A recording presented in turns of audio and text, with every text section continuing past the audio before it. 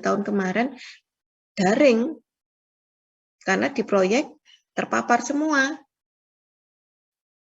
Jadinya mahasiswa bimbingan saya disuruh daring PKL-nya. Termasuk tahun ini ada mahasiswa yang anak D3 itu lagi PKL di Surabaya, kena COVID, di proyek tidak boleh masuk. Akhirnya dia cuma melihat daring, cuma dia kok video tok ya. Di sana juga banyak yang terpapar, jadi nggak boleh masuk. Nah, memang kalau yang seperti itu ya, makanya kita berdoa semoga semuanya ya negara kita semakin baik ya. Jadi kalian bisa PKL luring, tidak daring. Banyak luring yang kalau bimbingan saya tahun ini alhamdulillah luring. Ya, alhamdulillah luring semua. Cuman di terakhir katanya saya dapat informasi dari anak-anak ada yang sakit. Tapi bukan COVID, saya berdoa bukan COVID ya. Cuman Bu, saya panas katanya. Waduh panas sih, moga-moga kekesalan aja. Gitu aja, saya berdoa gitu. Ya, oke. Saya tuliskan dulu ya. Mari kita sama-sama doakan negara kita semakin baik ya. Tidak pandemi tapi endemi, segera menuju ke endemi. Ahmad Resandria, 3 MRK, Biro Y, 6. Hadir, Bu. Dan keluar kalau si ngomong kelihatan wajahnya. Anissa. Hadir, Bu. Anjas. Hadir, Bu. Rian. Celia. Celia. Hadir, Bu. F. Hadir, Bu. Vicky. Hadir, Bu. Fahmi. Hadir, Bu. Awas. Hadir, Bu. Mia. Hadir, Bu. Hingga. Hadir, Bu. Maulina. Ardin. Hadir, Bu. Ahnaf. Hadir, Bu. Iqbal. Saya, Bu, hadir. Nadia. Hadir, Bu. Novanda. Hadir, Bu. Novia. Hadir, Bu. Hairun. Hadir, Bu. Fajar. Hadir, Bu. Ratna Wulan. Ratna Wulan.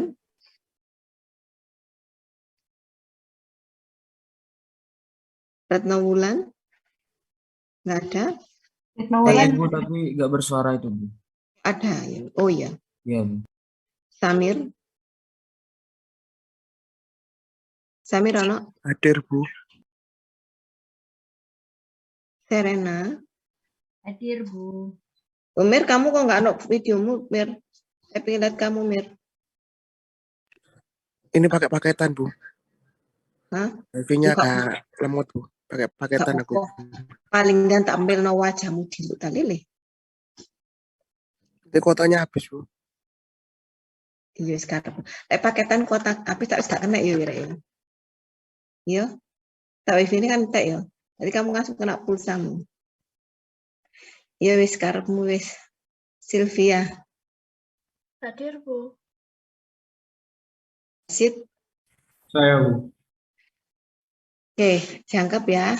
Kelas 3 MRK 6. Lanjut 3 MRK 7.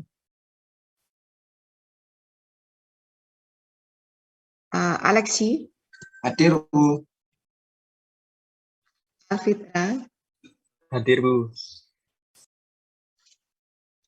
Anissa. Hadir, Bu. Ariel.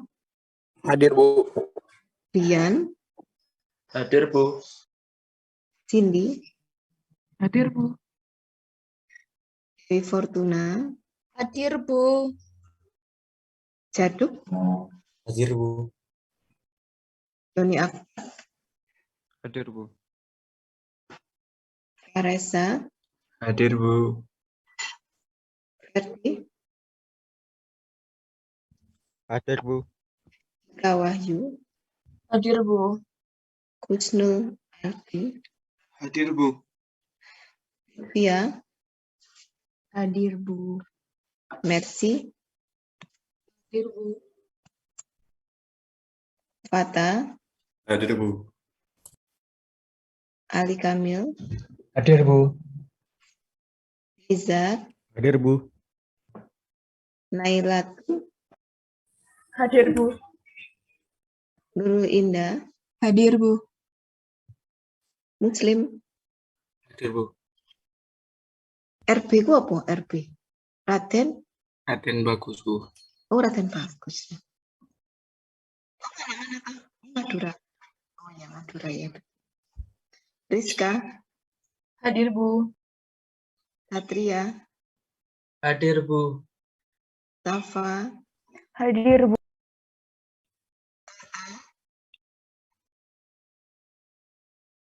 Tata, Hadir, Bu. Yudhistira. Tata sakit toh, Mbak? Enggak, Bu. Oh, kok lemes? Yudhistira. Hadir, Bu. Alhamdulillah, kelas ini 2 kelas jangkep ya. Alhamdulillah, terima kasih. Jangkep ya, semuanya hadir ya. Saya lanjutkan. Kemarin itu ada tugas ya. Ya, sudah dikumpulkan, saya tidak bahas. Saya mau jelaskan yang ini. Tugasnya kan tentang ini, Rek ya. Ya. Oke, saya ingin tahu 1 atau 2 aja. Mungkin silakan salah satu. Saya belum koreksi, Rek. Ya. Tadi malam, kenapa saya belum koreksi? Tadi malam saya ngerjakan yang jurnalnya mahasiswa sampai jam berapa? Jam 10 baru selesai. Karena memang harus selesai pagi ini, ya. Nggak harus. Pokoknya saya segera saya selesaikan karena ada kerjaan lain, ya. Jurnalnya mahasiswa harus keras. Tadi malam saya ngebut untuk mengerjakan jurnal, ya, mereview jurnalnya mahasiswa. Jadi saya nggak sempat mengoreksi tugas kamu. Nah, saya ingin tahu nih, kalau kamu lihat ini tentang siklus pola perjalanan, ya. Saya ingin tahu pendapat kamu. Kalau seperti ini gimana nih? Kalau kamu punya siklus ini, kamu punya kaitannya dengan tulisan kamu, ya apa kamu menulis dimulai dari manakah siklus perjalanan itu? Silakan yang mau berpendapat. Permisi, Bu, izin berpendapat. Silakan Fajar. Fajar ya? Ya, Bu. Ya, silakan Fajar. Menurut saya itu dimulai Jar, dari... tolong Jar.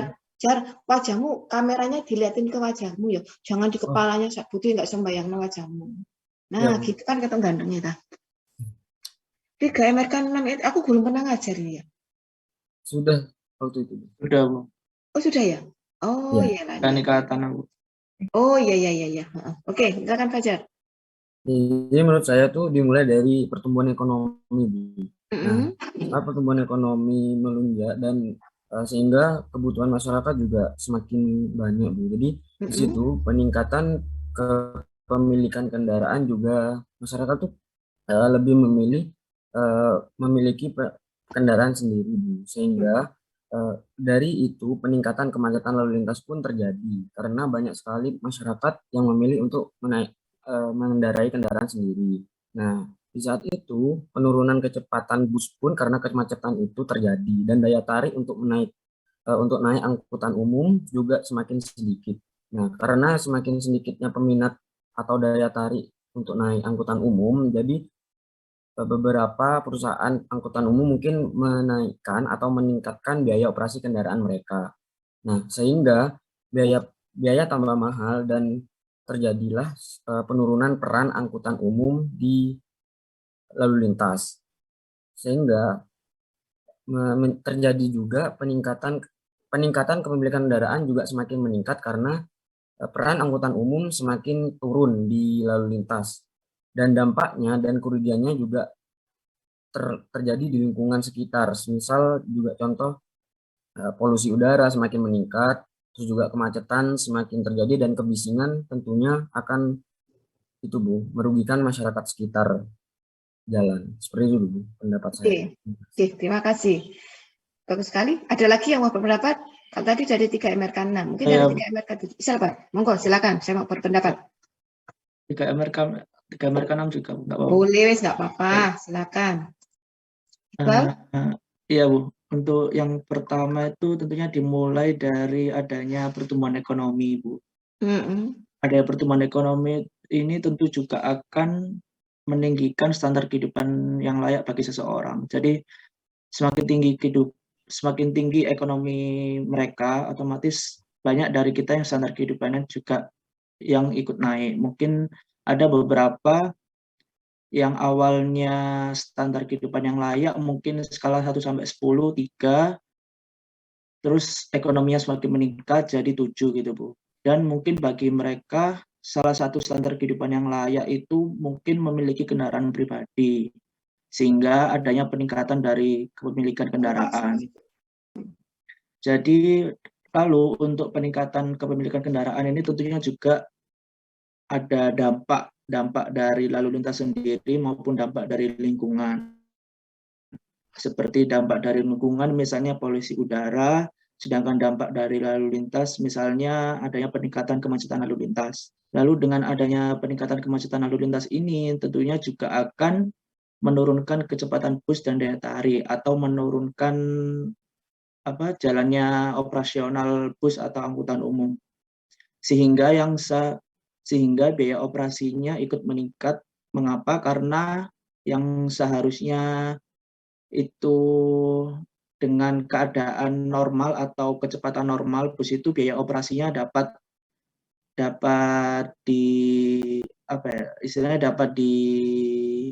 diatasi dengan baik. Mungkin karena ada perubahan operasi atau tidak seperti biasanya sehingga mengalami peningkatan dalam biayanya.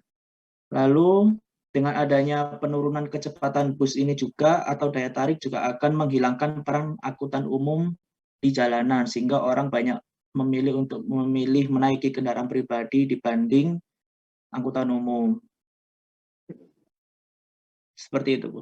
Oke, terima kasih. Ada lagi yang punya pendapat? Silakan. Saya, Bu. Silakan. Fahmi, silakan Fahmi. Saya angkat bentar ya, Bu.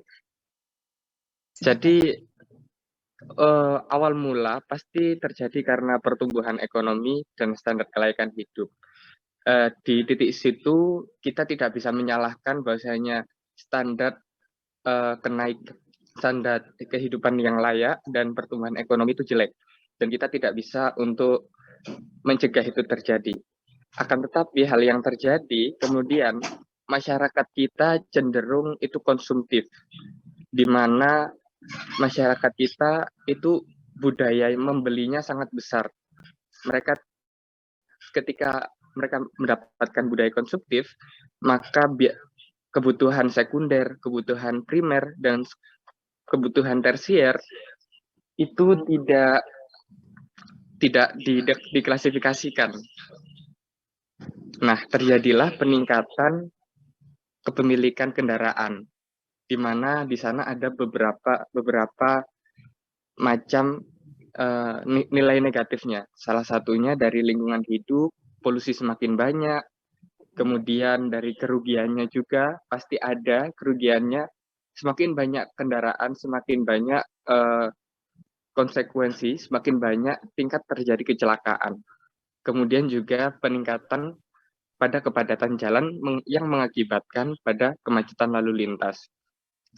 Nah, hal itu juga menjadi efek domino terhadap penurunan kecepatan bus karena kepadatan jalan tersebut sudah mencapai nilai yang tinggi.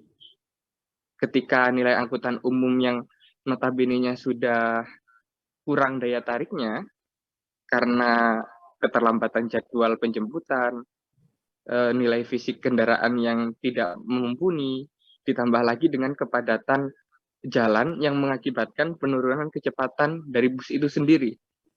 Maka dari sana kita mendapatkan dua efek domino lagi, yaitu peningkatan biaya operasional kendaraan dan juga penurunan peran angkutan umum di masyarakat. Karena tadi daripada kita menunggu bus yang lama untuk datang, mending kita punya kendaraan sendiri biar cepat. Akan tetapi hal itu juga kembali ke kepemilikan kendaraan yang meningkat tadi, dan itu menjadikan kemacetan sehingga menjadikan siklus tadi itu tidak berjalan dengan sesuai, tidak pernah terombak siklus tersebut, Bu. Begitu, Bu. Ya, mau berpendapat cukup ya. Oke, kalau gitu ya, ini kan suatu ada masalah berarti di sistem transportasi kita ya. Ini ada pola nih siklus ya, jadi muter terus nih. Jadi kalau kata Fahmi ada efek domino nih.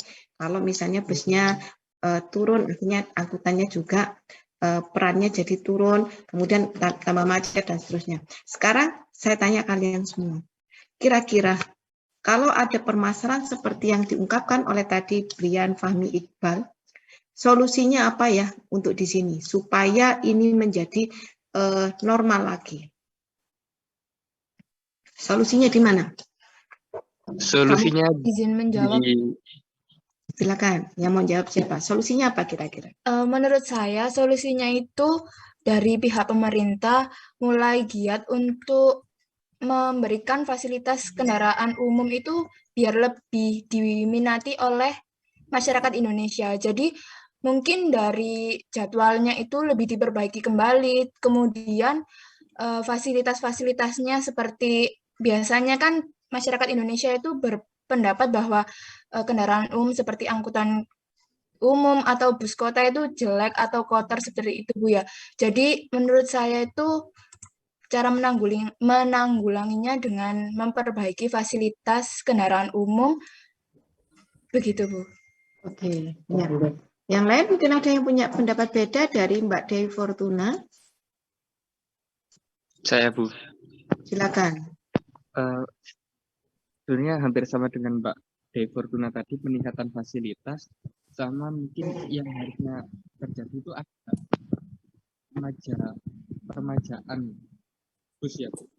Oke, permajaan bus. Regulasi bahwasanya kalau menggunakan bus ini maka masyarakat mendapatkan beberapa keuntungan. Oke. Serta peningkatan keamanan karena masyarakat zaman sekarang cenderung ini menghindari kayak pencopetan, terus kejahatan yang ada di itu. Kalau menurut saya yang paling itu tadi ya pemberian regulasi yang cukup memudahkan masyarakat untuk menjadikan angkutan umum tuh pilihan pertama daripada pemilikan kendaraan pribadi. Cukup bagus sekali pendapat dari dua orang ini. Nah, sekarang saya tanya yang lain. Kalau kamu pengen angkutan, kalau memang pengennya nih pendapat secara umum kan dari Fahmi maupun dari Fortuna, berarti solusinya harus angkutan umum nih Bu, gitu ya. Nah, kalau kamu ditawari angkutan umum, kira-kira angkutan umumnya seperti apa? Pengennya kamu gitu ya. Coba saya tanya Fajar. Rahmat Fajar, ada orangnya? Fajar ada kah? Ada, Bu. Oke, kalau kamu Jar, kamu pernah naik angkutan umum nggak Jar? Pernah, Bu. Oke, kalau kamu pengen naik, kamu sekarang masih sering naik angkutan umum nggak? Tidak, Bu. Oke, nggak pernah. Kenapa Jar? Ngerasa enak aja, Bu, naik kendaraan sendiri. Oke, merasa enak aja gitu ya. Kalau kamu tak suruh naik angkutan umum, kira-kira angkutan umum seperti apa? Yang kamu ini saya mau nih berpindah ke angkutan umum, tapi saya pengen angkutan umumnya harus kayak gini loh gitu. Oh, kalau di daerah saya itu Kamu dari kecenderungan mana Fajar? kenapa, Bu? Kamu dari mana? Dari Sampang, Madura, Bu. Oke, Pak Madura. Oke. Kalau kamu gimana? Kalau pengennya angkutan umum seperti apa? Kalau di sana soalnya, Bu, kendalanya yang saya sering ketemu itu kayak misal bau, terus juga banyak orang-orang tuh seenaknya bawa kayak durian atau apa, itu kan kadang-kadang ada orang yang nggak suka baunya, terus juga kayak ikan itu laut juga, Bu, jadi kayak keganggu sama baunya, Bu. Oke. Ya. Orang kalau Faresa, ada Faresa? Faresa Taufik Rahman ya? Ya, Bu. Kalau kamu pernah naik angkutan umum nggak? Pernah, Bu, tapi dulu, Bu. Sekarang nggak pernah lagi ya? Kenapa? Nggak pernah, Bu. Soalnya ya udah punya kendaraan sendiri. Oke, kalau kamu tak suruh naik angkutan umum nih, Tadi kan katanya Mbak Dewi Fortuna harus ada angkutan umum Bu, gitu ya Mbak Dewi Fortuna ya. Nah kalau kamu tak suruh naik angkutan umum, kira-kira angkutan umum seperti apakah yang bisa membuat kamu beralih jadi dari bawa kendaraan pribadi menjadi angkutan umum? Mau naik angkutan umum? Mungkin bis mungkin Bu. Oke, bus. Bus yang seperti apa? Bus kayak apa ya? Ya restu gitu Bu. Oh, bus restu. Iya. Oke, bus restu ya. Oke, terakhir saya tanya yang Putri ya. Coba saya gilir. Harus adil ya. Lanang wedok gitu ya. Coba saya tanya Mbak Novia. Kalau Mbak Novia pernah naik angkutan umum Mbak Novia? Pernah Bu. Oke, sekarang udah nggak pernah lagi ya? Ya Bu. Nggak pernah ya? Oh masih? Alhamdulillah. Ya. Mbak Novia, tapi sering nggak ya naik angkutan umum? Waktu kemarin semester 1-2 itu naik angkut. Ya, naik angkut. Oke. Nah, kamu masih nyaman nggak naik angkut? Nah. Hah? Masih sih Bu. Nyaman. Oke. Ya. Tapi kamu seandainya gini, itu bukan karena terpaksa lo ya. Tapi kalau kamu, Bu, saya naik angkot karena terpaksa gitu. Tapi kalau misalnya secara sukarela, kamu naik angkot gitu sukarela ya, bukan karena terpaksa. Karena saya sudah Bu, saya pokoknya sama orang tua harus kamu naik angkotnya. Itu kan terpaksa. Nah, misalnya kamu sukarela, saya ingin naik angkot yang seperti apa sih angkot yang kamu inginkan? Seperti apa Mbak? Yang mungkin dari sarana yang ada di tubuh, yang fasilitas yang ada di angkot, kenyamanan di tubuh. Apa ya, Bu? Kenyamanan dari angkot di tubuh. Disamakan? Kenyamanan dari angkotnya itu, Bu. Oke, nyamannya itu gimana? Saya pengen tahu nyamanmu seperti apa.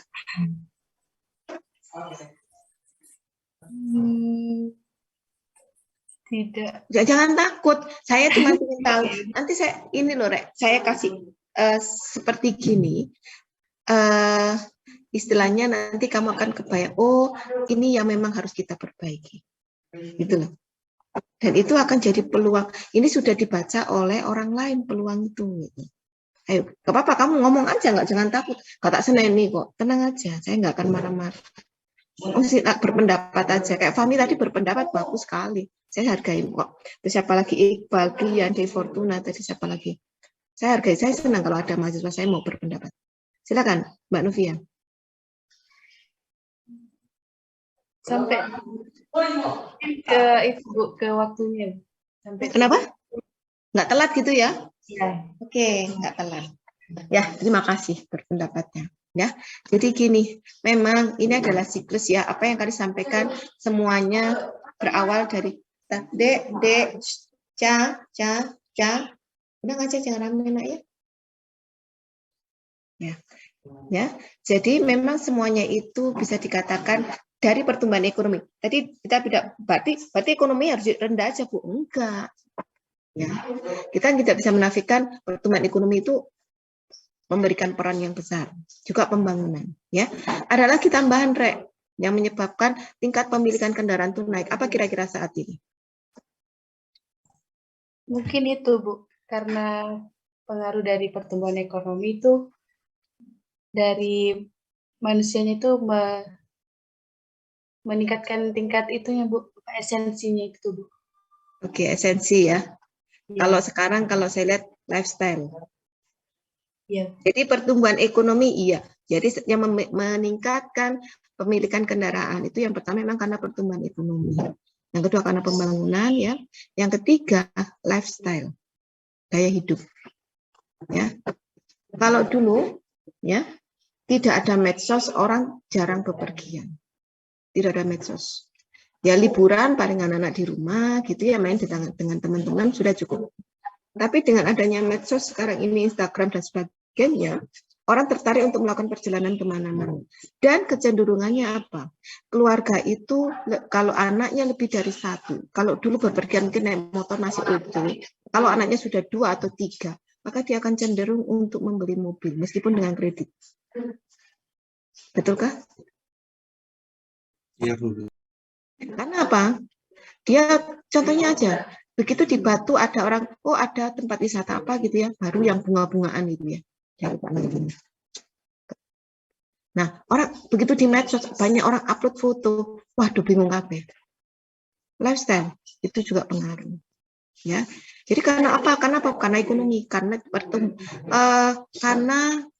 pembangunan, ya, karena pembangunan, lifestyle. Justru ekonomi di situ agak dipaksa. Menurut saya agak dipaksa. Ya, oke. Jadi karena lifestyle itu juga selain ekonomi, karena pembangunan juga karena gaya hidup bisa meningkatkan kepemilikan. Otomatis dari keterangan teman-teman tadi memang bisa memberikan dampak pada lingkungan. Ya, pemilikan kendaraan itu menyebabkan jumlah kendaraan yang ada di jalan raya itu semakin banyak, otomatis polusinya juga semakin tinggi. Ya, salah satu solusi, Dek, Mas, silent dong, ya. Oke, ya. Salah satu solusinya adalah angkutan umum, ya, public transport. Nah, public transport itu adalah salah satu solusi untuk mengurai semua masalah di transportasi. Jadi supaya ini balik lagi sesuai fungsinya, misalnya tidak ada kemacetan bisa dikendalikan, bus juga bisa berperan lagi, ya. Kemudian peranan bus itu seperti fungsinya, jadi dia sebagai public transport bisa melayani public transport. Maka bagaimana solusinya? Harus ada angkutan umum yang benar-benar comfort bagi masyarakat. Dan itulah yang dibaca oleh Gojek, yang dibaca oleh Grab. Ya, kenapa? Kamu tadi ada yang mengatakan siapa yang dari Fajar yang dari Madura, ya Jar ya? Ya, Bu. Halo Fajar. Kak, kenapa nggak mau naik angkot? Bau Bu. Ya gitu ya Fajar ya? Ya, Bu. Oke, ke Fajar. Tapi kalau naik Grab, ya katakanlah sama-sama Grab car gitu ya, atau Gokar. Apa yang terjadi? Kamu sudah nyaman di situ. Kamu nggak perlu berdesak-desakan, kamu nggak perlu kecampur dengan bau ikan, bau sayur, kamu sudah sendiri dan dingin, ada AC-nya. Ya nggak? Nah, itu yang diambil sama Gojek sama Gokar. Dia membaca masyarakat Indonesia itu pengennya adalah nyaman. Cuman sayangnya, konsep yang dibawa itu, Gojek Gokar itu sebenarnya dia bukan mass transport. Dia adalah private transport. Termasuk private transport dari mana Bu itu? Kalau private transport ya gampangnya rek platih ireng. Ya gampangnya itu. Ada lagi kalau private transport itu tidak ada perlindungan asuransi. Jadi memang dari satu sisi kamu merasa nyaman. Nah, tadi ada yang mengatakan, saya lupa ada yang mengatakan enggak. Kalau naik angkot itu kan lama. Saya pengen fasilitasnya agak ribut gitu ya. Mungkin kadang-kadang pengennya saya pengennya tepat waktu kan gitu ya. Tadi Mbak siapa tadi? Luvia ya. Pengennya tepat waktu Bu kalau angkot ya. Jadi nggak molor-molor. Itu sudah baca sama Gojek sama Gojek Gokar gitu ya. Dia bacanya apa? Masyarakat itu pengennya pelayanannya adalah door to door. Dia sudah kamu submit. Submit nah. Ya. Dengan pelayanannya adalah door to door. Kamu nggak perlu lagi jalan lebih jauh, ya, cukup di depan rumah. Kemudian ada yang menjemput.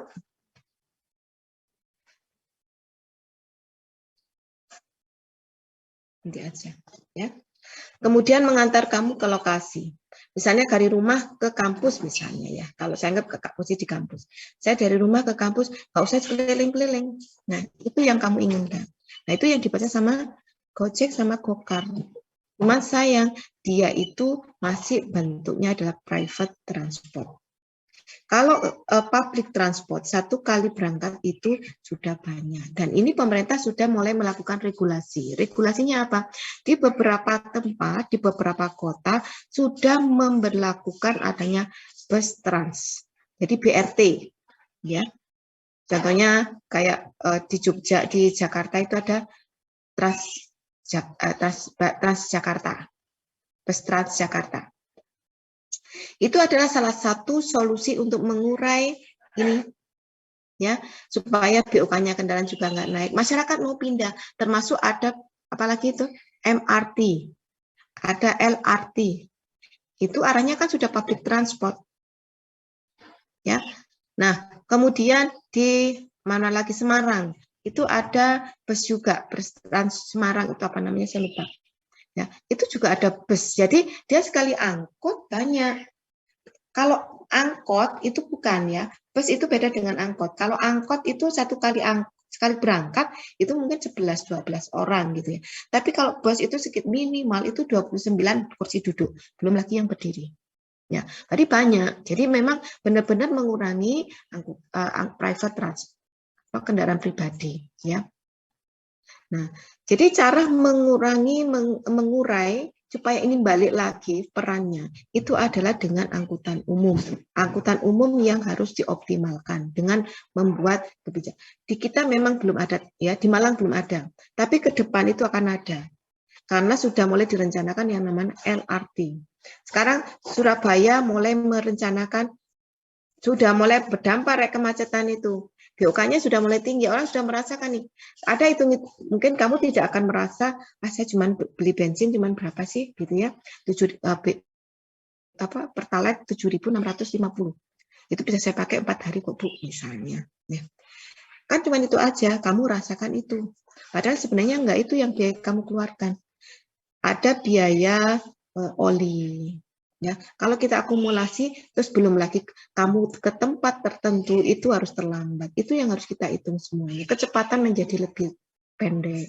Ya, nah BOK-nya itu yang sangat tinggi. Nah, kayak di beberapa kota yang tadi Fahmi ada regulasi. Ya, nah regulasi yang ditawarkan adalah dengan menggunakan mass transport. Nah, apa saja mass transport itu? Macam-macam. Ya, bisa dalam bentuk bus, ya, bus rapid transport, BRT gitu ya. Nah, saya katakan BRT gitu aja, bus rapid transport ya, karena di daerah nanti namanya macam-macam, ada Trans Jogja, Trans Musi, Trans Solo gitu. Tapi konsepnya adalah BRT, bus rapid transport yang memanfaatkan headway. Ya, kesemuanya adalah bagaimana dengan Gojek dan Gokar? Bukan, kalau itu bukan termasuk public transport, itu adalah private transport. Dan tidak ada perlindungan terhadap konsumen. Ya, makanya kalau salah satu bentuk perlindungan konsumen itu gini, Rek. Seandainya terjadi accident, ya, maka penumpang itu bisa ngeklaim ke jasa raharja, ya, asuransinya. Itu perlindungan konsumen. Ya, kalau seperti Gojek dan Gokar itu tidak ada. Tidak ada perlindungan konsumen. Jadi kalau terjadi accident, maka misalnya penumpang ngeklaim nih ke Gojeknya nggak bisa.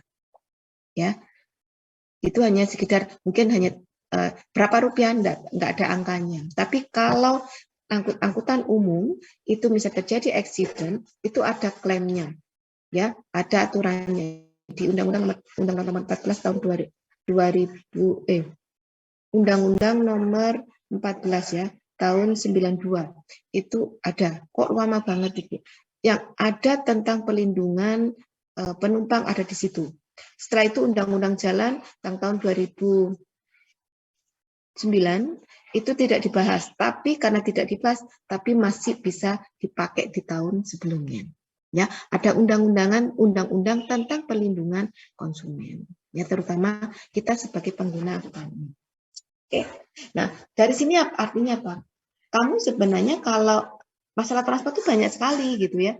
Jadi kalau kamu lihat di sini masalahnya banyak, sehingga kalau kamu mau ngambil judul skripsi, Rek, ini kaitkan dengan skripsi kamu, banyak sekali yang bisa kamu potong-potong. Oh, no gini, oh no gini tentang ini ya ada, meningkatkan daya ini bisa, di sini bisa. Ya toh, kamu mau nganalisa dengan ini bisa. Banyak topik yang bisa kamu ambil dengan skripsi. Jadi itu terkait dengan kalau saya hubungkan dengan kebutuhan skripsi kamu, ya. Oke. Kemudian berikutnya Ada pertanyaan dulu tentang siklus pola perjalanan. Jadi intinya kalau kita ingin mengembalikan siklus itu normal, kuncinya adalah di mass transport. Ya, kita optimalkan namanya mass transport. Ya, kalau ini adalah berikutnya adalah tentang komponen pembentuk lalu lintas yang akan datang. Kalau kamu di GJR atau di PJR, kamu kenal namanya angka N, angka pertumbuhan lalu lintas, Rek. Atau I. Dek, submit nak. Submit nak. Telat kok? Angka tulis. Ya. Ya. Jadi kalau kamu di GJR itu kan ada LHR-nya berapa nanti pertumbuhan 5 tahun ke depan kan gitu ya, Rek ya. Pernah diajari sama gurunya. Dosennya gitu ya. Termasuk di PJR. Mungkin sudah diajari sama pengajarnya. Oh, lalu saya ada LHR sekian nih. Tahun 2000, saya ada tahun 2000, misalnya tahun 2015. Jalan saya buka tahun 2017. Nah, dipakai, direncanakan selama 10 tahun. Kamu kan prediksi nih lalu lintasnya 10 tahun. Kamu kan dapatnya cuma I saja, toh? Sama dosen juga kasih I-nya berapa? 2%, 3%, kan gitu ya? Kamu tahu nggak dari mana I-nya itu sebenarnya? Ada yang tahu I-nya dari mana? Halo? I yang dapat yang di PJR atau I. Ada yang menyebutkan pakai NU, N itu angka anu ya, umur rencana N-nya. Sorry. I pertumbuhan lalu lintas atau I perkembangan lalu lintas. Ada yang tahu? Nah, kalau nggak tahu, ya saya review aja, saya yakin sudah dikasih tahu sama pengajarnya ya. Nah, faktor yang mempengaruhi I itu adalah jumlah volume lalu lintas existing. Yang kedua, lalu lintas tambahan. Ya, apa saja di situ? Pencacahan volume lalu lintas, data kendaraan ini berapa yang jumlahnya sepeda motor piro, mobil piro, truk piro, dan ini terkait dengan jumlah konsumsi bahan bakar. Jadi kalau kamu punya data bahan bakar, penggunaan bahan bakar, itu juga bisa memprediksi kira-kira pertumbuhan lalu lintasnya berapa. Ya, itu yang mempengaruhi faktor-faktornya. Kemudian itu faktor yang pertama adalah existing ya. Kemudian lalu lintas tambahan, angkaku kok hurufnya keliru ya. Kemudian yang ketiga adalah bangkitan. Bangkitan itu adalah ada sesuatu yang menyebabkan masyarakat untuk melakukan perjalanan. Contohnya, ya, faktor bangkitan itu bisa nggak Bu diprediksi? Bisa diprediksi. Misalnya, ya, daya dari, misalnya Madura nih, Fajar. Yang dari Madura, Fajar sama siapa? Kalau orang di Madura dulu nggak ada bandara, sekarang ada bandara Trunojoyo, ya Fajar ya. Termasuk ada jembatan Suramadu. Dengan adanya jembatan Suramadu itu juga membangkitkan orang untuk melakukan perjalanan ke sana. Orang juga melakukan adanya bandara Trunojoyo, orang melakukan perjalanan ke Madura.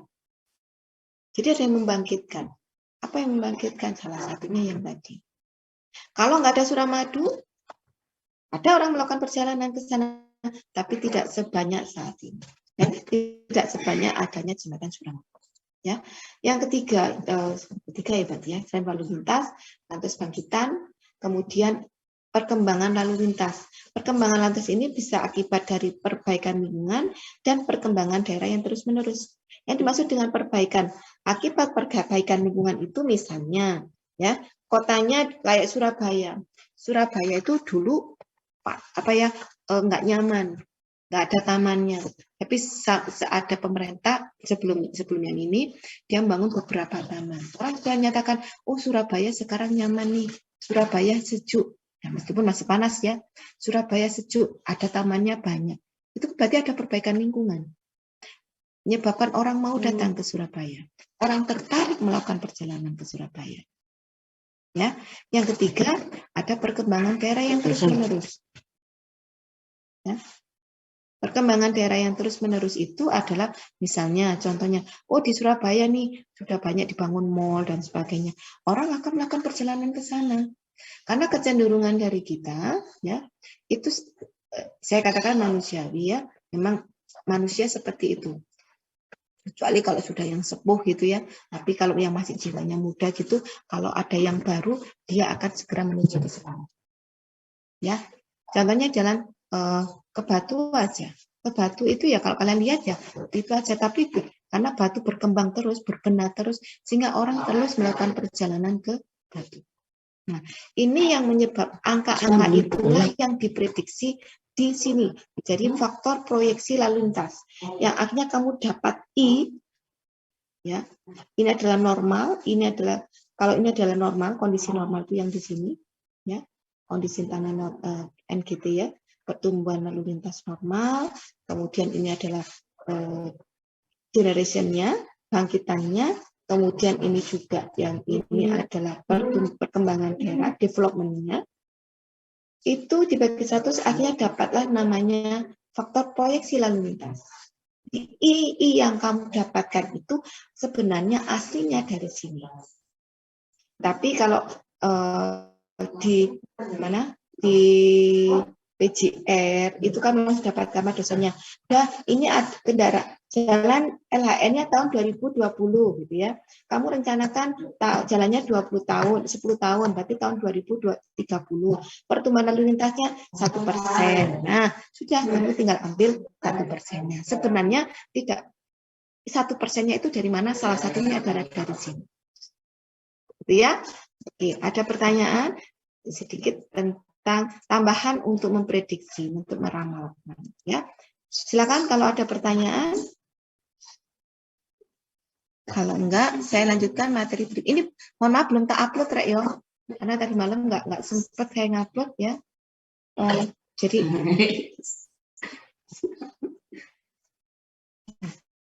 Oke, ini tentang survei. Ini tidak masuk sebenarnya materi ini, ya. Materi ini tidak include di dalam apa namanya?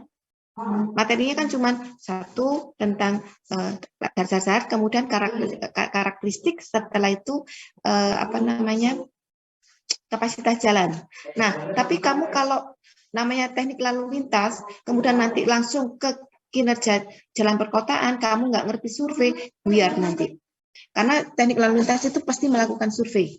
Ya, saya akan sampaikan mungkin satu atau dua kali pertemuan dan satu kali pertemuan minimal ya tentang survei. Ya, apa saja yang harus kalian tahu tentang survei? Ya, survei lalu lintas itu merupakan salah satu data primer. Jadi kalau kamu menganalisa lalu lintas tentang traffic engineering, itu ada namanya dua data.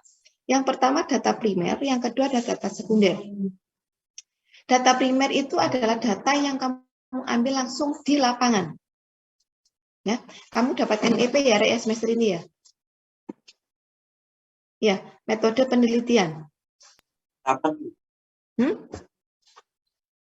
Sekarang ini, betul ya? Saat ini kalian dapat mata kuliah metode penelitian. Nah, mungkin pengajarnya menerangkan tentang data primer dan data sekunder. Nah, jadi survei lalu lintas itu termasuk data primer. Ya. Artinya apa? Data primer, data yang harus kamu ambil langsung ke lapangan. Kamu sebagai orang pertama yang mengambil data. Nah, di teknik lalu lintas itu hampir semuanya data primer. Selain ada juga data sekunder. Nah, contoh data sekunder itu adalah jumlah penduduk. Kemudian peta. Kamu peta bisa ngambil dari Google Earth gitu ya. Kemudian Google Map juga bisa. Kalau kemarin mahasiswa saya, bimbingan saya pakai ArcMap ya katanya. Supaya lebih bagus, saya juga belum tahu, tapi kemarin saya lihat mahasiswa saya yang bimbingan sama saya, dia lagi kebetulan nih, bimbingan saya lagi mendesain rel kereta api untuk reaktivasi jalan, misalnya ya, reaktivasi rel kereta api, ya. Mungkin kalian pernah dengar tentang reaktivasi kereta api. Nah, salah satu bimbingan saya sekarang lagi mendesain, ya. Nah, dia tidak menggunakan, tapi menggunakan ArcMap ya kalau nggak salah ya, ArcMap. Nah, itu termasuk data sekunder. Ya, nah ini yang saya untuk yang data sekunder tidak saya terangkan, tapi saya terangkan tentang data primer, ya. Oke, ini ada beberapa kompetensi yang nanti ini untuk survei, ya. Jadi pengawas, pelaksana, perencana, ya. Bu, kok saya ada pekerjaan sendiri, ya. Ada salah satu dulu mahasiswa saya, dia kerjanya sekarang sudah kerja, dia di bagian survei, ya, ikut konsultan yang memang kerjanya tentang survei, ya, survei apa saja, pokoknya survei tentang lalu lintas, ya. Nah, ini mata kuliahnya pendukung sebenarnya ini ada geometrik perkerasan, ada teknik lalu lintas atau yang saat ini, ya. Jalan. Tujuan survei itu apa? Tujuan survei, ya, sorry. Tujuan survei itu adalah memberi dasar untuk perencanaan, desain, fasilitas atau pelaksanaan lalu lintas. Ya. Yang kedua, membantu mengoperasikan lalu lintas, mengoperasikan jalan, membantu mengoperasikan kalau kita mau mengevaluasi lampu dan seterusnya. Kemudian menentukan karakteristik, menentukan pergerakan. Kemudian kalau kita mau menentukan kinerja tidak hanya di kinerja jalan, ruas jalan, kinerja simpang, kinerja apalagi Bu, angkutan umum ada kinerjanya, iya. Angkutan umum, kinerja terminal, kinerja bandara, kinerja stasiun, semuanya kalau kita mau menentukan kinerja di situ, maka harus dilakukan survei. Ya, menentukan karakteristik juga menentukan kinerja, ya, tambahan. Ya. Oke, nah survei yang paling gampang yang mesti bisa kita lakukan setiap kali kita mengambil satu topik skripsi yang akan berkaitan dengan skripsi, ya, atau suatu proyek, ya, yang pertama kali dilakukan adalah survei inventarisasi. Ini wajib, ya, apakah itu di proyek ataukah itu di skripsi, wajib melakukan survei inventarisasi. Nah, survei inventarisasi ini terkait dengan sarana dan prasarana. Terus perlengkapan yang ada di lalu lintas itu apa saja? Ya, diukur semua, Rek. Jadi kalau saya di jalan raya, misalnya saya mau menganalisa kinerja jalan Soekarno-Hatta gitu, ya. Berarti apa saya yang lakukan? Saya harus mengukur. Kalau survei inventarisasi itu hanya mengamati dan mengukur, ya. Mengamati di situ ada rambu apa saja. Kemudian kalau jalannya saya ukur lebarnya berapa. Kemudian di situ ada rambunya. Rambunya apa saja. Masuk enggak jarak rambu ke tepi jalan berapa. Ada mediannya.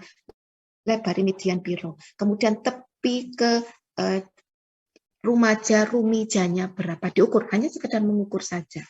Ya. Kemudian kalau pergerakan juga. Terus yang lewat diamati aja, dan mengamati dan mengukur. Belum ada analisa. Ya, mengukur, jadi mengukur boleh pakai meteran, boleh juga pakai odometer. Nah, harus lengkap. Terus kalau saya mau analisa untuk terminal. Nah, kalau terminal berarti kamu harus lihat di situ. Oh, angkutan yang masuk di situ jenisnya apa saja. Ya, terminal mempunyai fasilitas apa. Kalau kinerja terminal, ya, misalnya tentang kinerja terminal. Itu terminalnya kinerja tipe apa, ya, tipe A, B, C, D, gitu, A, B, C, ya, kemudian angkutan yang masuk di situ jenis apa saja, ada fasilitas apa saja di terminal, di stasiun juga seperti itu. Misalnya, saya mau menganalisa nih kinerja stasiun Kota Baru, gitu ya, atau stasiun Kota Lama, ya, apa saja, kamu lihat di fasilitasnya apa saja, yang lewat di stasiun itu apa saja. Kereta, semua jenis kereta kah? Kemudian jadwalnya bagaimana? Seperti itu. Itu inventarisasi. Hanya menginventarisasi. Dan itu istilahnya wajib. Kalau kemarin ada tanya, Bu, tentang apa kemarin? Saya lupa ada yang tanya, Iqbal ya kalau nggak salah. Tentang jalan ya. Apa saja yang harus dilakukan? Salah satunya ya ini, inventarisasi.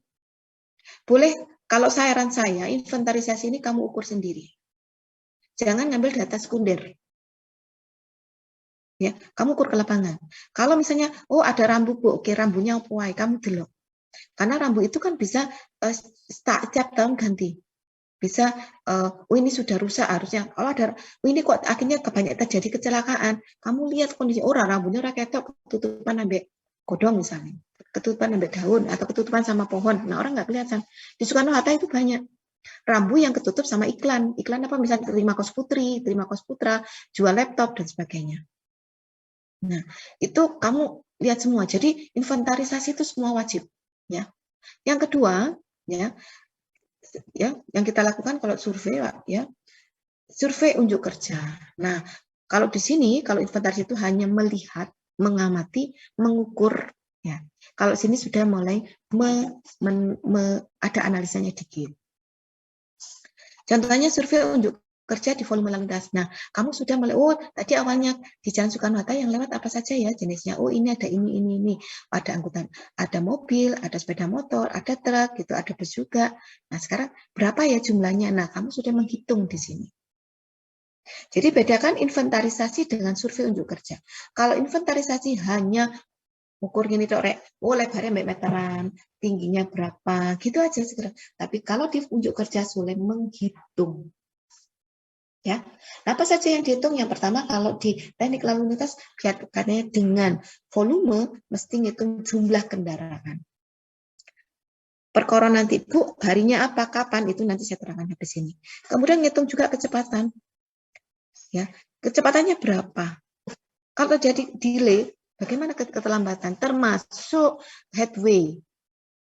Ya, ini dan lain-lain sebenarnya untuk kerja itu ya headway itu kamu hitung juga. Jadi pakai alat sudah mulai menggunakan alat misalnya bisa pakai speed gun, bisa menggunakan apa namanya counter ya, bisa menggunakan time timer ya. Sudah banyak ya. Kemudian akses ke parkir. Kalau saya mau tentang parkir Bu gimana? Saya menganalisa parkir nih misalnya di Matos atau saya mau menganalisa parkir di Transmart misalnya ya. Boleh nggak Bu? Silakan kamu mau ngitung kinerjanya parkir di Transmart misalnya atau parkir di mana ya? Di Matos gitu aja ya. Di mana Bu? Boleh nggak? Boleh. Nah, kamu inventarisasi hanya tahu oh luasannya berapa nih. Nah, ada yang parkir, melihat saja, kemudian kamu mengupdate, ngitungnya baru diunjuk kerja. Kalau parkir berarti berapa kendaraan yang masuk, berapa kendaraan yang keluar. Seperti itu. Berapa lama kendaraan itu parkir. Sehingga bisa tahu, oh kira-kira nih setiap kendaraan berapa menit atau berapa jam ya setiap parkir. Itu kalau parkir. Gitu ya. Jadi dibagikan ada survei inventarisasi dan survei unjuk kerja. Oke. Kemudian, coba metode ya. Oke, ini adalah perencanaan survei, ya. Kalau kalian mau merencanakan survei, ini tolong dilakukan, ya. Baik itu di proyek maupun di skripsi, wajib dilakukan ini. Jangan langsung survei. Kalau di kalian dapat pekerjaan ada proyek, modal survei tanpa melakukan ini, dikhawatirkan kamu akan melakukan 2 kali survei. 2-3 kali survei karena apa? Datamu muspro. Berarti muspro sia-sia. Ya. Nah, apa saja yang harus dilakukan? Ini kemarin ada yang tanya, Putut, data apa yang saya perlukan? Ini Mas ya. Kemarin ada yang tanya. Jadi siapkan kamu butuh data apa tuh? Rencanakan surveinya. Oh, saya mau survei inventarisasi. Saya mau survei unjuk kerja. Misalnya ya. Kalau inventarisasi siapkan. Kamu ngukur apa? Terus tahu yang kamu ukur. Oh, saya inventarisasi. Saya mau ini nih di Jalan Soekarno-Hatta. Saya mau inventarisasi. Siapkan sampelnya apa? Jalan Soekarno-Hatta. Apa mana? Oh, saya mau ngukur jalannya. Saya mau mengukur lebarnya Rumija dan Ruwaja misalnya. Kamu ukur, siapkan formulirnya di sini. Ya, kamu siapkan formulir. Ya, tapi yang jelas rencanakan ini. Kemudian desainkan kira-kira sampelnya apa? Sampel itu apa? Objeknya apa? Oh, Jalan Soekarno-Hatta. Jelas toh, Soekarno-Hatta. Jangan, oh saya mengambil simpang Bu. Ya, simpangnya di mana? Pokoknya simpang aja Bu, ya enggak boleh. Harus jelas objeknya. Terus desainkan kira-kira formulir ya apa. Harus sudah muncul desain formulir. Baru kalau sudah ini, langkah 1 dan langkah 2, sampelnya sudah ada, kemudian desain formulir sudah ada, baru lakukan langkah ketiga. Apa itu langkah ketiga? Melakukan survei inventarisasi. Survei pendahuluan. Ini adalah langkah ketiga. Apa itu survei pendahuluan? Kita mau mencoba formulir kita ke lapangan. Jadi salah satu tujuannya survei pendahuluan adalah mencoba formulir kamu. Kira-kira nanti surveyornya iso nggak ya ngisi? Ada masalah nggak? Personilnya cukup apa enggak? Kira-kira saya mau ngambil ini misalnya Jalan Soekarno-Hatta, saya ngambil kinerja Soekarno-Hatta. Personilnya saya cukup 2 aja. Saya coba di situ. Begitu ya. Tentang volume lalu saya mau ini aja jumlah kendaraan. Dicoba 1 orang kira-kira bisa nggak ya ngatasi menghitung kendaraan penuh ya, mulai LV, HV, MC, and motorcycle. 1 orang untuk yang arah dari utara selatan, 1 orang selatan utara. Kira-kira ngatasi apa enggak? Kalau dia ngatasi silakan. Kalau dia nggak ngatasi nanti tambah personil. Makanya ini ada namanya survei pendahuluan. Untuk menguji coba survei kamu dan surveyor. Termasuk ya, ini wajib ya. Kalau apalagi kalau kaitannya dengan proyek. Ini mesti dilakukan. Ya, termasuk kalau pakai aplikasi ya. Saya pernah nyoba kemarin ada mahasiswa saya suruh uji coba tentang dia ngambil tentang Protroid ya. Analisa jalan, kinerja jalan ya, kerusakan jalan dengan menggunakan Protroid. Tak suruh survei, coba kamu survei pendahuluan dulu ya. Nah, formulanya sudah siap, diuji coba. Begitu ke lapangan apa yang terjadi, Rek? Protroid-nya ternyata itu tidak bisa kalau dipakai dengan jalan. Jadi kan saya coba nanti settingannya kita kan sambil kamu supaya nggak pakai motor aja, sambil cepat ya, sambil jalan gitu ya. Di foto yang kerusakan-kerusakan. Ternyata pada waktu running kita jalan dan Bu nggak bisa Bu. Ternyata saya harus benar-benar mandek.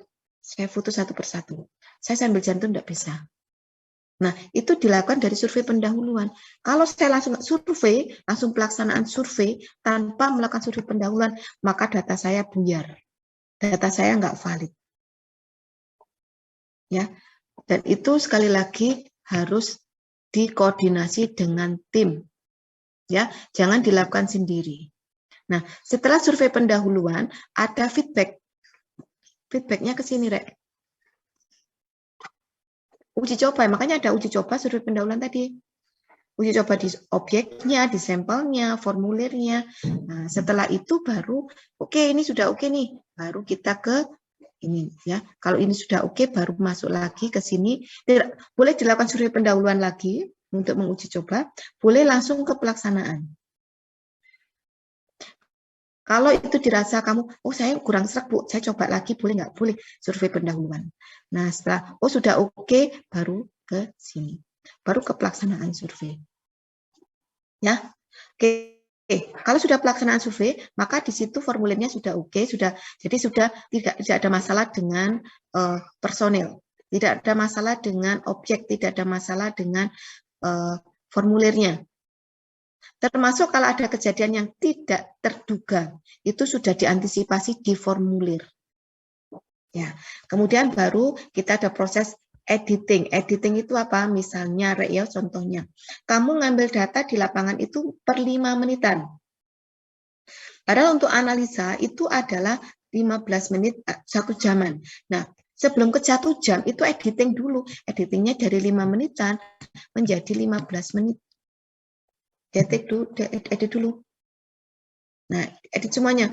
Nah, baru dianalisa. Ya, kalau ada perubahan lagi boleh di-coding di sini. Ya, dianalisa, kemudian ada nggak cocok Bu, masuk lagi ke desain. Jadi setelah analisa mungkin ada yang nggak cocok ya, kok hasilnya aneh.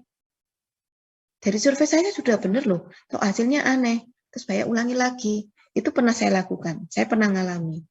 Ya, pelaksanaan surveinya sudah oke, pelaksanaan sudah oke, sudah saya edit, begitu saya analisa, hasilnya kok aneh gitu ya, maka saya edit lagi, saya kembali lagi ke sini, formulir lagi ke sini.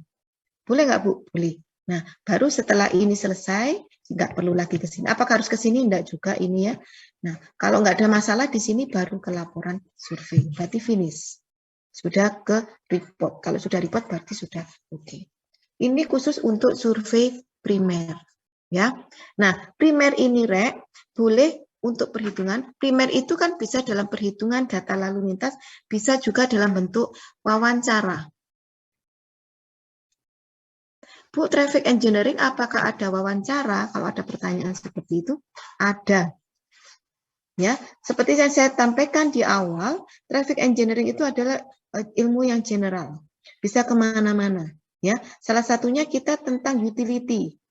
Misalnya saya ingin tahu bagaimana sih fasilitas parkirnya itu layak, enak nggak ya? Ya. Sudah layak nggak saya dengan bayar, misalnya saya bayar parkir 5.000, itu sebenarnya maksud kemurahan atau kelarangan ya fasilitasnya. Nah, apa parkirnya itu dengan fasilitas yang saya terima. Berarti kan kamu perlu wawancara. Nah, itu termasuk data primer. Atau misalnya saya mau merencanakan kereta. Ya, kereta yang saat ini misalnya ada kereta Malang Surabaya itu kan ekonomi, ya. Yang pakai apa itu namanya yang ke Sidoarjo itu kereta apa namanya yang ke Sidoarjo? Kereta ekonomi. Yang adanya kan kereta ekonomi, eksekutif belum ada. Saya mau merencanakan nih kereta eksekutif antara Malang Surabaya, boleh nggak Bu? Boleh. Silakan. Nah, kamu perlu wawancara di situ. Siapa objeknya? Siapa yang jadi orang yang kamu survei? Ya orang yang naik kereta gitu ya. Nah, kemudian ada lagi, misalnya saya merencanakan kayak tadi angkutan umum. Saya mau fasilitas angkutan umum, pengennya seperti apa? Seperti tadi yang Putri tanya. Kira-kira kamu pengennya kayak apa ya angkutan umum? Itu kan juga salah satu survei wawancara. Gitu ya? Oke, dari sini ada pertanyaan, silakan.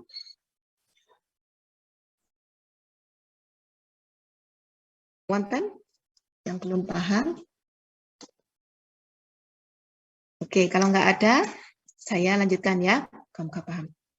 Nah, ini yang kamu siapkan, ya logistik survei. Logistik survei, ya. Peta, ya. Sama dengan ini toh. Jadi kamu siapkan logistiknya di sini. Formulir kan logistik juga, ya. Ya, pertama peta. Waktu bagi yang mau ingin ambil teknik lalu lintas ini harus ada. Siapkan logistiknya. Kapan waktunya? Terus berapa lama saya surveinya? 1 hari kah? 2 hari kah? 1 jam, 2 jam, 3 jam dan seterusnya. Bagaimana frekuensi? Nah, biaya dan seterusnya, ya. Semakin tinggi tingkat sampelnya akan lebih akurasi, tapi biayanya pasti lebih mahal, ya. Oke. Kalau peta ini standar ya, mungkin Pak Rinto sudah pernah diterangkan. Ya, saya mereview saja ya. Kalau pernah diterangkan sama Pak Rinto atau pernah di map ya, mungkin map yang terangkan ya. Kalau saya ini hanya mereview ya. Tapi kalau ya sekali lagi kalau peta, kalau kalian ini arahnya ke desain rekayasa itu banyak petanya 1:100 sampai 1:2500 ya. Tapi kalau menetapkan rute, bukan kok, sudahkah? Itu sudah ada itu nah. Ya. Tapi kalau merencanakan rute maka harus apa petanya ada 1:1000 sampai 1:2500 ya. Oke. Bu, apakah menetapkan rute itu masuk di bagian kita gitu ya, bidang traffic engineering? Iya. Ini lagi misalnya nih Malang Batu itu kalau pada waktu weekend atau long weekend itu kan macetnya kayak ngono rek ya. Kamu tahu sendiri ya kalau ke Malang itu. Nah, sekarang orang mulai membuat jalan alternatif. Ya enggak? Nah, atau ke tempat wisata. Itu kalau ke tempat misalnya nih, ada yang anak Blitar ya di sini ya. Ada anak Blitar?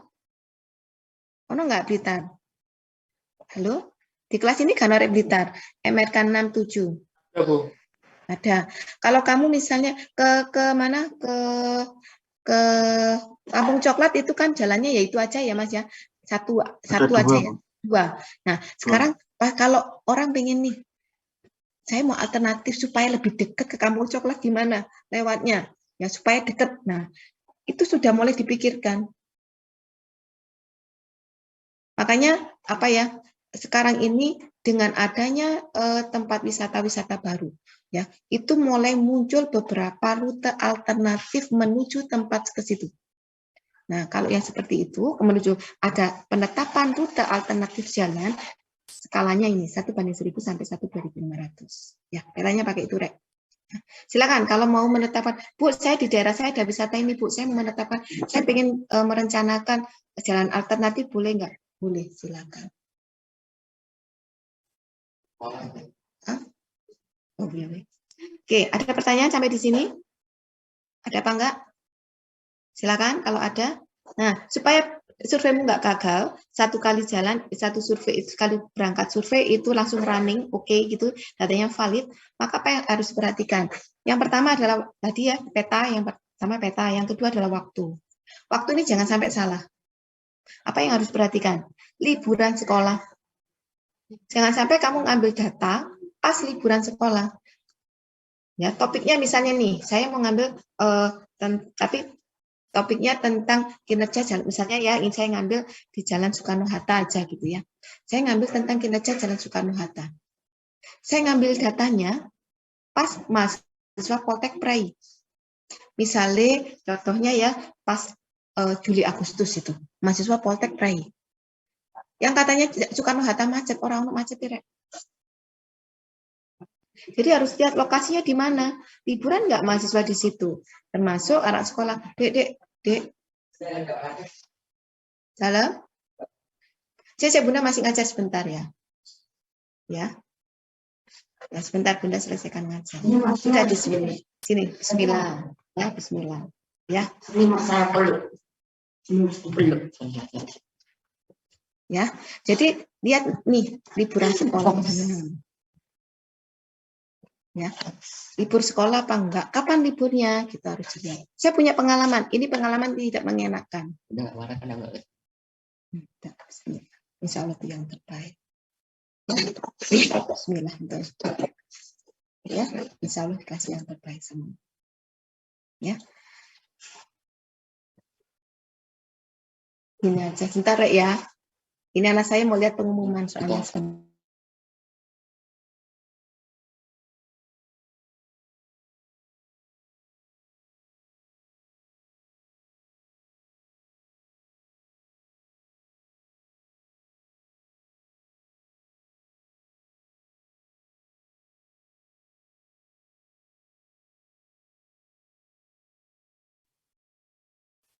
Oke.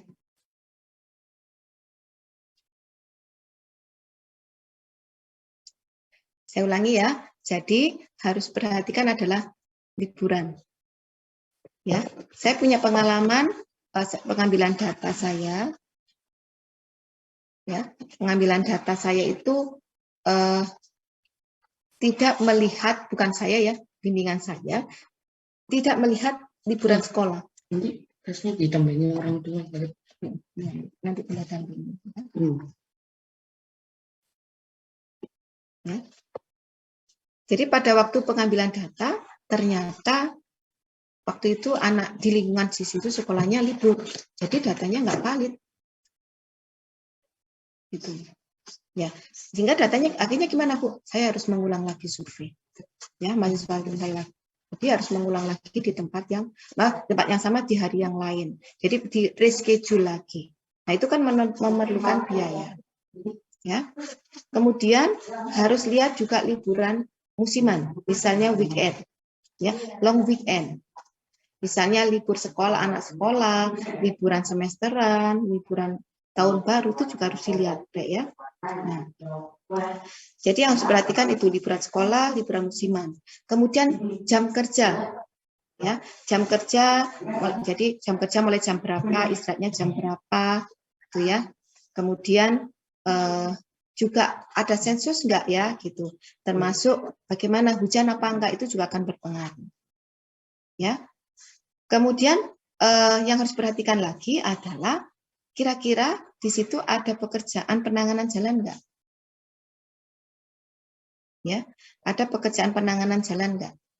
Ya, kalau ada, ya kamu tunda surveimu. Termasuk kondisi, sebentar ya.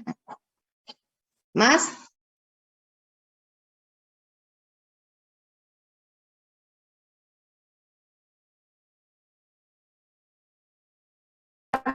ya, termasuk kalau ada kayak Arema ulang tahun, ya, ada iring-iringan, itu juga harus harus kamu masuk pertimbangkan menentukan waktu survei. Jadi kalau kita mau survei, baik itu untuk proyek atau untuk skripsi, ya, itu harus pasang mata, pasang telinga.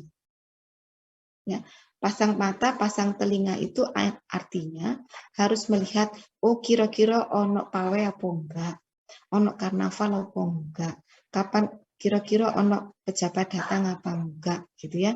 Jangan sampai kamu ngambil data, kemudian ada presiden datang. Ya, kamu ngambil jalan Soekarno-Hatta, kemudian presiden lewat jalan Soekarno-Hatta. Di hari itu, nah kalau presiden datang kan otomatis jalannya ditutup. Nah itu, jadi harus perhatikan semuanya seperti ini. Kemudian ini nggak usah ya. Nah, kemudian ada perencanaan teknis. Ada pertanyaan dulu, silakan yang di sini. Kan ada yang mau tanya terkait dengan waktu. Monggo kalau ada yang mau tanya. Silakan, ada yang mau tanya.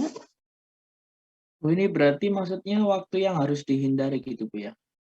Misalnya... Bukan yang harus dihindari, harus diperhatikan. Ya, lihat topik kamu. Ya, kalau misalnya saya ingin mengambil ya, saya menentukan rute alternatif rute alternatif ke Batu misalnya ya. Nah, kalau rute alternatif ke Batu, maka justru saya ngambilnya adalah di pas long weekend. Karena kalau hari normal nggak ada kendaraan yang normal-normal saja ya kalau ke Batu. Tapi peaknya ke Batu adalah long weekend. Ya, jadi disesuaikan dengan topik yang akan kita ambil atau proyek yang kita dapatkan. Ya, jadi kalau misalnya kebetulan saya punya proyek tentang jalan alternatif ke tempat wisata. Ya, nah kamu justru ngambilnya bukan dari hari-hari normal, justru ngambilnya adalah di hari-hari liburan. Gitu Mas. Jadi makanya yang harus diperhatikan ini liburan sekolah kapan, libur musimannya kapan, waktu jam kerjanya jam berapa. Nah jam kerja ini kan ngikuti karakter daerah ya. Kalau Malang misalnya jam kerjanya rata-rata masuk kerja jam 8, terus istirahatnya jam 12 ya. Tapi kalau di Jakarta masuk kerjanya enggak jam 8, masuk kerjanya jam 9, seperti itu. Iya Bu, paham Bu. Paham ya? Oke, ada lagi yang mau ditanyakan? Silakan.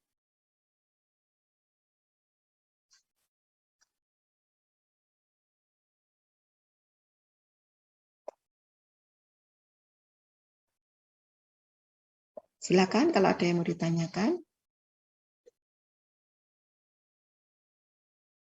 Sudah paham? Ya, oke. Sudah paham ya? Termasuk kalau misalnya kamu mau mengevaluasi jalan ya terkait dengan odol ya, angkutan logistik ya, bukan ojek online ya, tapi kaitannya dengan logistik ya. Berarti kan alat-alat banyak kendaraan berat yang lewat di situ. Nah kalau mengambil tentang itu topik itu surveinya tidak pagi surveinya justru malam karena angkutan logistik itu berangkatnya adalah malam. Banyak malamnya. Siang ada Bu, ya tapi nggak banyak. Banyaknya adalah di malam. Maka surveinya bukan lagi siang tapi malam. Jadi waktu dan periode survei ini sekali lagi melihat sesuaikan dengan topik yang kamu mau ambil atau proyek kamu apa. Tidak semua tidak bisa secara generalkan. Oh pengambilan data mesti saya jam 6 sampai jam 6 isu sampai jam 9. Tidak bisa seperti itu. Ya, saya kemarin menguji kaitannya dengan skripsi ya. Saya kemarin menguji mahasiswa pengambilan data jam 6 sampai jam 9. Rata-rata gitu semua. Terus saya tanya waktu itu, ini kan di daerah pertukuan, ya. Dia mau analisa jalan di pertukuan. Saya tanya, kamu jam 6 sampai jam 6 sampai jam 9 pagi ngambil datanya? Iya, Bu. Di tokonya bukanya jam berapa? Jam 10 gitu. Tutup tokonya jam berapa? Jam 9 malam. Oke, kalau kamu ngambil jam 6 sampai jam 9 pagi, kira-kira ono yang parkir enggak? Kendaraannya banyak enggak kalau jam segitu? Karena toko baru buka jam 10. Toko baru buka jam 10 itu masih sepi kan? Orang masuk ke situ kan masih sedikit. Ya enggak? Dia ngambil data jam 6 sampai jam 9. Saya kembalikan seperti itu. Kamu jam berapa ngambil datanya? Jam 6 sampai jam 9, Bu. Oke. Saya kalau jam 6 jam 9 toko mau buka jam 10. Kira-kira ono sing lewat apa enggak? Ono sing parkir enggak nang ngarep toko kuwi? Enggak ada, Bu. Oke. Berarti datamu ono enggak? Kosong kan datanya? Ya enggak? Nah, harus diperhatikan seperti itu. Dan kemarin ada bimbingan saya juga melakukan seperti itu. Dia didesainkan jam 6 sampai jam 9, jam 9. Nah, saya balik lagi sama seperti tadi pertanyaan saya. Jam yang mana ono enggak ya kendaraan? Iya ya Bu, enggak ada Bu. Oke, kalau gitu jam berapa? Jam 10. Oke, jam 10. Jam 10 kira-kira ono sing mlebu enggak ya? Baru sedikit Bu. Kira-kira kalau ngono datanya valid apa enggak? Enggak valid Bu, ya bisa rusak. Jadi pada waktu kita menentukan waktu itu ya harus dilihat karakteristik dari sampelnya. Makanya tadi ini saya lihat sampelnya, objekmu apa toh? Nanti kamu bisa mendesain nih, gitu ya. Nah, nanti kamu akan survei pendahuluan. Oh, saya ngambil jam 6 sampai jam 9. Itu misalnya di toko yang bukanya jam 10. Pada waktu kamu analisa survei pendahuluan, bisa teman-teman bisa ngambil data, tapi datanya nggak ono. Kosong kan? Nah, itu bisa kamu evaluasi. Oh, berarti nggak di sini nih. Ambil datanya tidak jam sekian, tapi di jam yang lain, gitu ya. Oke. Paham ya? Oke, kalau ada pertanyaan lagi silakan. Kalau ini nggak perlu, sudah ya. Kalau ini secara general saya. Jadi perencanaan teknis, kalau perencanaan teknis itu manajemen survei ini nanti mungkin leadernya yang harus menentukan ya. Secara teknis datanya harus tepat, bagaimana validitasnya, terus biayanya juga dipertimbangkan, terus pengaruh dengan lingkungan, ya tidak boleh mengganggu masyarakat. Kemudian tujuan survei harus jelas, ya. Ini harus dipahami. Tujuan survei, mengapa sih survei dilakukan, parameternya apa, hasilnya diharapkan apa, gitu ya. Terus ruang lingkupnya survei, wilayah survei, jenis kendaraan dan seterusnya. Oke, sampai di sini ada pertanyaan? Silakan kalau ada pertanyaan, saya tampil file saya yang lain. Silakan kalau ada pertanyaan, saya tak buka file saya.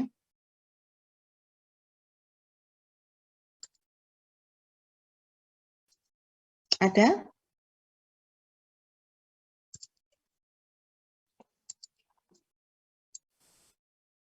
Silakan.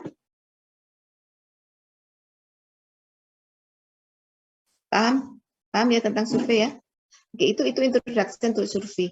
Nah, coba sekarang kita langsung ke survei volume lalu lintas ya. Nanti saya upload di Classroom tentang pengambilan data arus lalu lintas. Ya, tujuannya mengetahui tingkat kepadatan. Ini katanya dengan karakteristik ya. Mengetahui tingkat kepadatan ruas ya, baik di ruas maupun simpang ya. Menentukan tingkat pelayanan. Biru nulisnya. Persimpangan ya.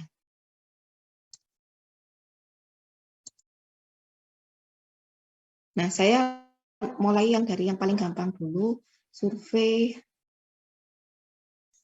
volume lalu lintas ya, bukan di simpang. Saya mulai dari sini. Saya rekokan sudah.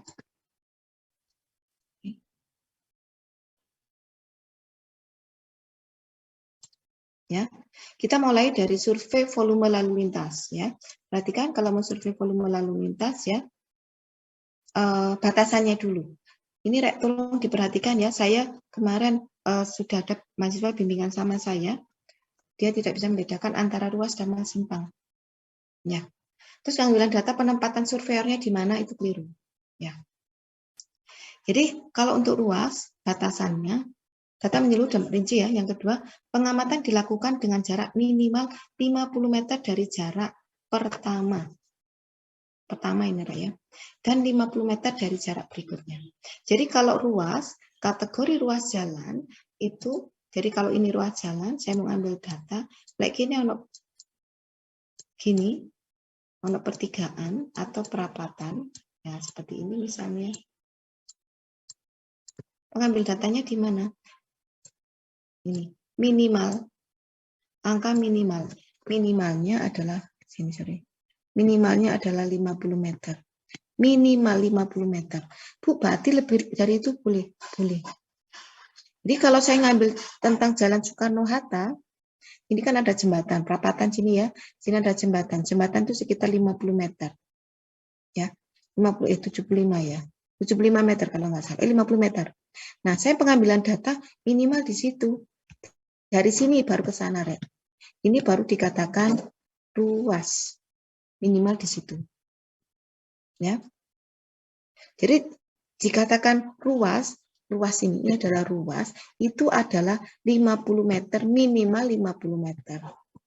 Atau ya, pengaruh dari simpang tersebut sudah tidak ada lagi pengaruh dari simpang.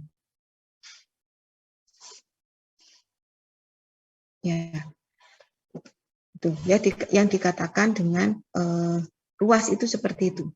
Jadi kalau saya mengambil data nih Bu, ini misalnya jalan, kamu tahu kalau di Malang itu ada Masjid Sabilillah ya.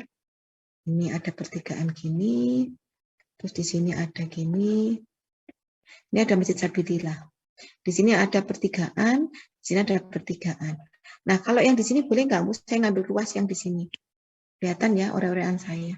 Nggak boleh, karena jarak di sini, ini ke sini 50 meter, ini ke sini 50 meter. Karena di sini jaraknya pas 100 meter. Misalnya, sekarang ini kan ada Malang Creative Center itu. Ya, saya mau menganalisa ruas jalan apa itu kaitan dengan Malang Creative Center. Ya, kinerja Jalan Ayani akibat adanya Malang Creative Center gitu ya. Boleh nggak Bu? Ya nggak boleh, karena itu bukan ruas tapi dalam bentuk simpang. Ini kalau ada yang mau ngambil judul skripsi, yang bagus itu yang nanti di depannya Malang Creative Center. Itu pasti ada problem. Nih ya, saya kemarin lihat itu problemnya cukup ya, banyak sekali lah ya. Silakan, itu judul yang sangat bagus ya. Berarti kinerjanya kamu analisa adalah kinerja simpang akibat dari Malang Creative Center. Ya, situ bisa kalian buatkan dalam bentuk studi kelayakan atau analisis ekonomi macam-macam. Oh, itu bisa banyak itu yang di bimbing itu ya kalau kaliannya. Nah, oke, saya lanjutkan. Data yang diamati apa saja kalau untuk ruas? Nah, supaya nanti nggak tanya lagi sama saya, Bu, saya butuh data apa ya, gitu ya.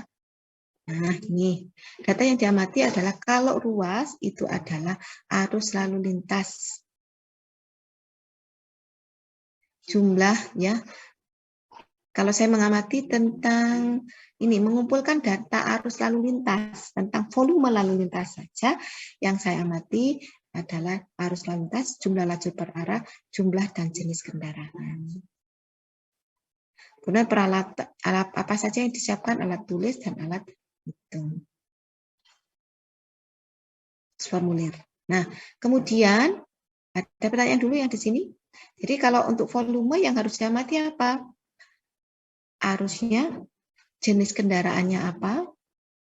Ada berapa lajur? Jumlah dan lajur per arahnya berapa? Nanti kalian amati jumlah dan jenis kendaraan.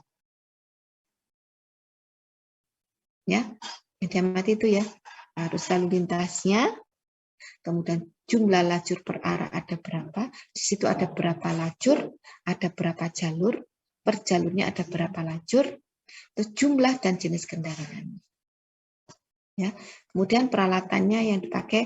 Nah, peralatan di sini kalau yang minimal kalau mahasiswa kan pakai ini ya, alat tulis, alat hitung, formulir. Nah, sekarang sudah zamannya smartphone ya, kalian bisa menggunakan HP ya, sudah pakai counter. Di sini sudah ada fasilitas pakai counter ya. Bisa juga menggunakan CCTV. Nah, tapi kalau CCTV agak ini ya berarti ada beberapa yang hilang ya. Saya sudah pernah nyoba dengan CCTV, tapi kalau kondisinya sudah kepepet juga boleh. Kayak kemarin pandemi ya, karena pandemi nggak boleh mahasiswa tidak boleh ya terjadi kerumunan, pokoknya nggak boleh sama sekali ya pengambilan data di kampus saja nggak boleh, pakai datanya data semuanya data sekunder atau virtual gitu ya. Ya kita akhirnya menggunakan data CCTV. Ya, valid nggak Bu? Sebenarnya valid, hanya kevalidannya itu menurut saya kurang ya, karena ada gerakan di CCTV itu kan ada yang terputus-putus. Ya, contohnya ya, moga-moga saya bisa menampilkan ke kalian nanti.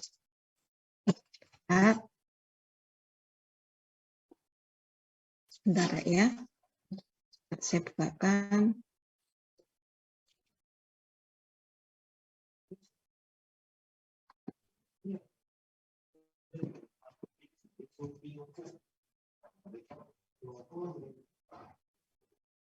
Belum.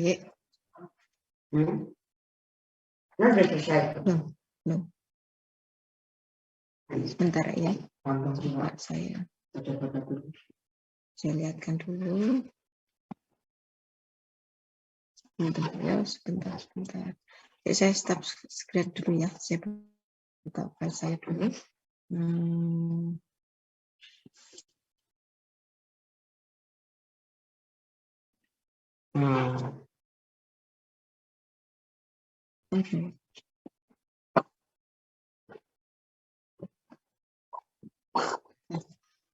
Coba saya tunjukkan ke kalian ya.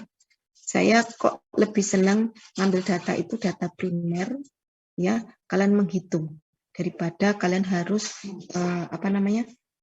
pakai CCTV. Kalian bisa lihat di share screen saya ya. Nih, saya ngambil di Jalan Tumenggung Suryo. Ini ada CCTV-nya.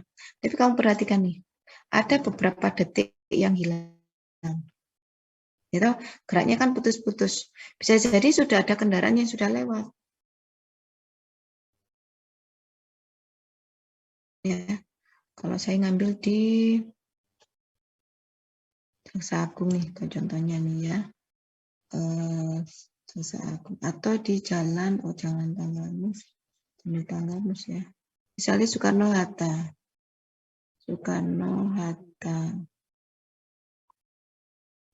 Lalu ini aja deh ya, yang gampang itu ya. Nih, Barak ya, saya tunjukkan ke kalian. Jalan apa ini? Nih. Nah, ini Jalan Bogor nih. Oh, lagi ditutup ini Jalan Bogor. Ya, Jalan Bandung nomor 42 lagi tutup. Nah, kelihatan karena persiapan Jumat. Bukan ditutup ya, yang ke arah selatan ini ya, sorry keliru aku. Memang itu untuk nggak boleh dulu kan bisa masuk ke sana, sekarang ditutup. Sekarangnya mau ingat saya Soekarno Hatta. Saya ingin tunjukkan kalian di Jalan Soekarno Hatta ini. Nih, ya. Di Taman Gerida ini. Kamu perhatikan, ya.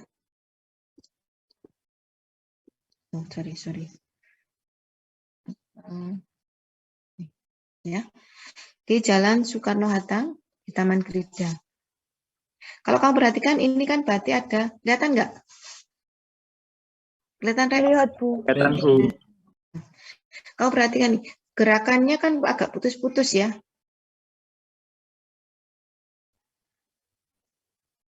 Iya. Sebenarnya, sehingga bisa nggak Bu saya ngitung? Bisa sih ya, cuman pada waktu berapa detiknya itu masih ada jalan kendaraannya sudah lewat, hilang gitu loh. Ya. Tapi kalau misalnya hanya sekedar pengen belajar, Bu, saya pengen belajar tanpa menghitung di sana, boleh nggak? Atau bisa juga dengan cross check ya, pakai kita punya data ini ya, ini sudah kan bebas ya, bisa diakses di mana saja, tidak perlu izin kamu mengaksesnya ini ya. Kamu hitung ya. Kemudian berapa jumlahnya? Misalnya saya mau ngitung nih akibat U-turn, berapa kendaraan yang U-turn. Nah, hitung aja itu yang berapa U-turn. Cuman saran saya kalau masih memungkinkan kalian ngambil data primer dengan menghitung di lapangan itu lebih valid data primer. Karena kayak gini ada yang hilang. Gitu ya. Oke. Balik lagi ke sana tadi. Waktu ini ya.